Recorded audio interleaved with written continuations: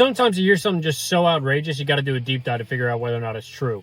So it turns out the same people that conquered most of the known world in search of spices just end up with bland food a couple hundred years later actually cannot watch TV without a license. For nearly a century now, the same people that lost an entire continent to a bunch of farmers that didn't want to pay their taxes have now resorted to turning their own homeland into an Orwellian state. They even have their own little surveillance van going around the neighborhood checking to make sure that you're not watching TV without a license. It can detect the TV in your house a block away and tell you which floor you're in. It can tell you which side of the building you're on, and it can even tell you which room you are in. With only a few exceptions, anytime you want to stream any kind of content on your TV or even on your phone, you have to have a license, which is unsurprising coming from the same country that wants you to eat your steak with a blunt-tipped knife. There's actually tiers to tyranny. If you want to watch only black and white television, you only have to pay £50 a year. If you want to watch a color television, you're going to be paying about £150. If you're caught watching TV without a license, they will fine you up to £1,000. All because you didn't have a license to watch Barney. This is completely unsurprising coming from the country that'll fine you and arrest you and imprison you for thought crime because you're praying in your house within a certain distance of an abortion clinic. But Mike, why do they still have these licenses? It's been over 100 years. People should know how to use a TV by now. Well, of course they know how to use a TV. They know how to use their phones. But it's because these licensing fees provide about 80% of the BBC's revenue. To keep that network on the air, they have to keep on charging their people.